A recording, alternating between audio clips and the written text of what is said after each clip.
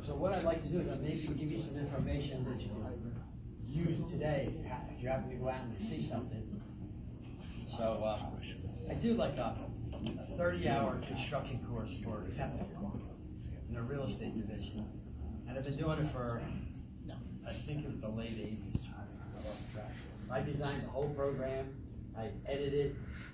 They like it, so they keep me doing it. So the thing is, I'm trying to say, what can I do in 10 minutes that can really give some people some valuable information that you'll always have? So I've got a few things. One of them is cracks. You see cracks in the wall? They can be vertical cracks, horizontal cracks, diagonal cracks. What the hell do they mean? Well, very simply, if you have a vertical crack, that means that the wall broke in short direction. Well, let's say it's a 8 or 12-inch thick wall, it's 8 foot tall and 30 feet wide.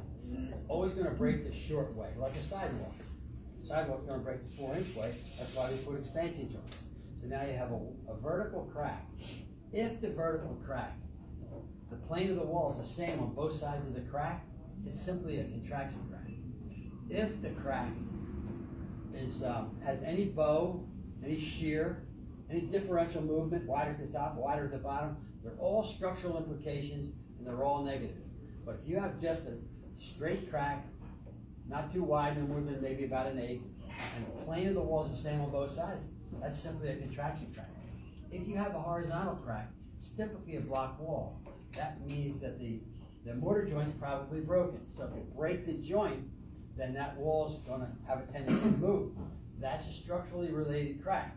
Now, there's a difference between structurally related and structurally deficient, and that's going to depend on the amount of movement.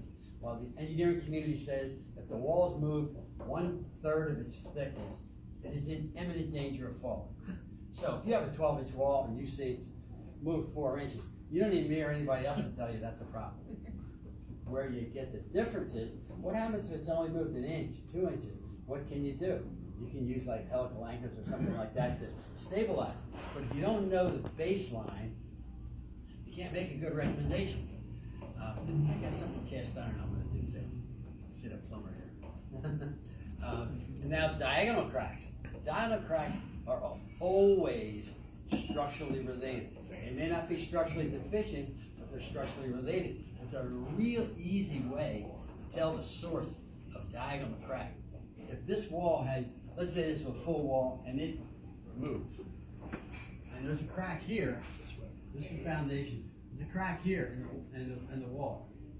This wall's on the foundation, that wall is not going to move, it's going to resist. This wall moves for some reason, and all you have to do is draw a line perpendicular from the approximate center of the crack down. So if I got a line like this, I'm going to look maybe about the middle of the wall. That'll be where the problem is. Let's say this thing's a little higher like that, and it points to the other wall. That might suggest that maybe there's a stairway down there or something else that's causing the problem. But it's pretty easy to tell. You can walk into a room, look at the crack, and tell right where the source is.